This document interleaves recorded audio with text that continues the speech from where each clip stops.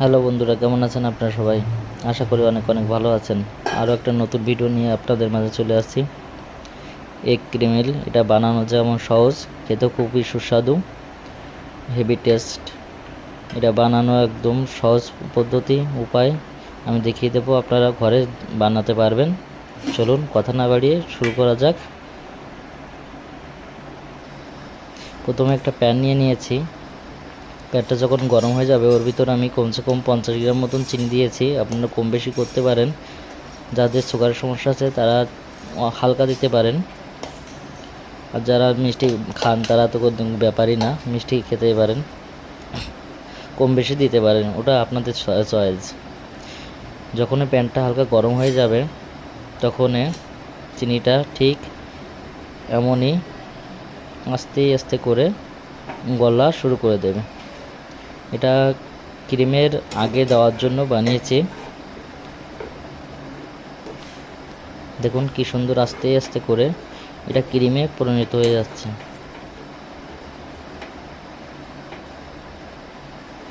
এভাবে করে হালকা হালকা করে নাড়াবেন, বেশি জোরে নাড়াবেন না।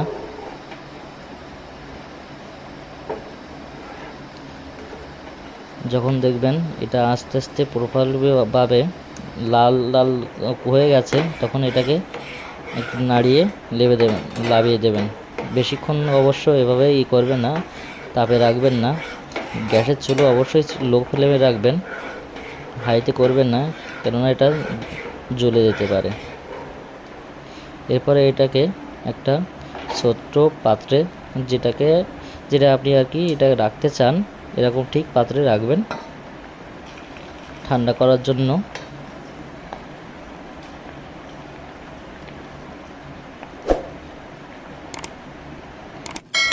এর পরবর্তীতে আমি এখানে একটা কড়াই নিয়েছি।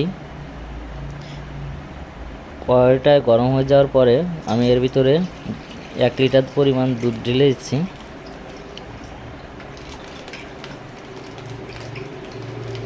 আমি এখানে প্যাকেটিং দুধ ইউজ করেছি, আপনারা চাইলে ঘরোয়া যেটা দুধ পাওয়া যায় ওটাও ইউজ করতে পারেন।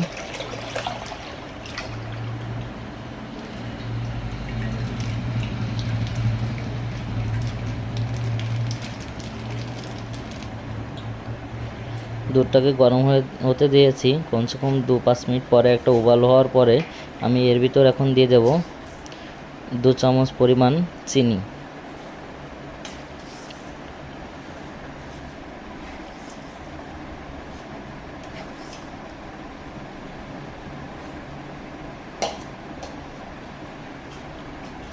তারপরে এটাকে হালকা করে নাড়িয়ে দেব, যেহেতু চিনিটা ভালো করে দুধের সঙ্গে মিক্স হয়ে যায়। কমসে কম এই দুধটা 1 লিটার থেকে যখন দেখবেন আধা লিটার হয়ে গেছে, তখনই নামিয়ে নেবেন। এরপরে চলে যাব দ্বিতীয় স্টেপে। আমি এখানে 2টা ডিম নিয়েছি।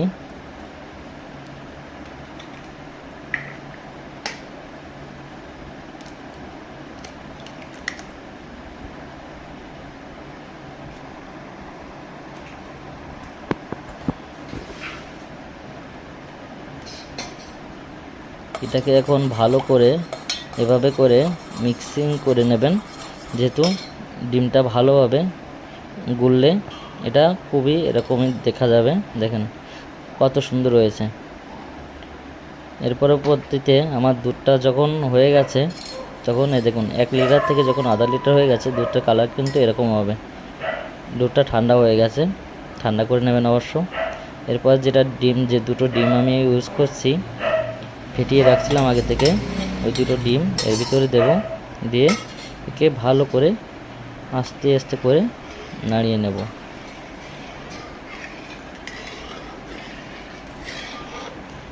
এতে কি হবে, দুধের সঙ্গে ডিমটা ভালোভাবে মিক্স হয়ে যাবে।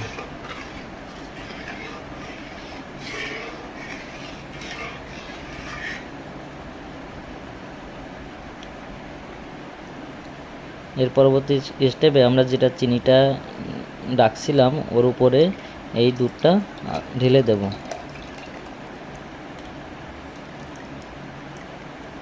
ডিম এবং দুধের মিশ্রণটা আমরা চিনির যেটা ক্রিম বানিয়ে রাখছিলাম ওটার উপর ঢেলে দিচ্ছি। এখন এখানে আমি একটা কড়াই নিয়ে নিয়েছি।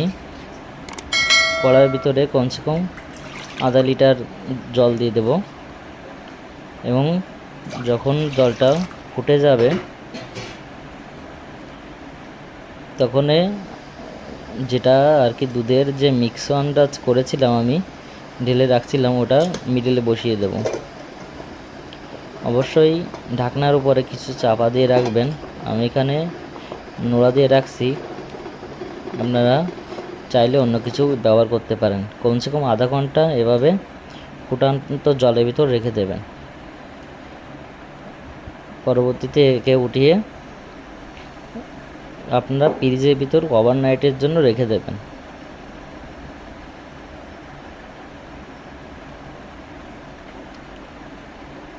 যেহেতু এটা ফ্রিজে রাখছি, পরের দিন সকালবেলায় আবারও ওটাকে গরম জলে দেব, সেটাও আপনাকে দেখাবো। দেখুন কি সুন্দর হয়ে গেছে। দুধের যে মিশ্রণটা, ডিমের যে মিশ্রণটা, এখানে কিন্তু কেক কেক টাইপের চলে আসছে। দেখলেই বুঝতে পারছেন যে দুধটা খুবই গাঢ় হয়ে গেছে। ওভারনাইটের জন্য ফ্রিজে রাখার পরে আমি পরের দিন সকালে এটাকে আবার একটু জল দিয়ে দিচ্ছি, যেহেতু ওটা কেকের মতন হয়ে গেছে। ফ্রিজ থেকে বের করলে আপনারা দেখতে পাচ্ছেন, দেখেন কালারটা দেখেছেন কি সুন্দর লাগছে।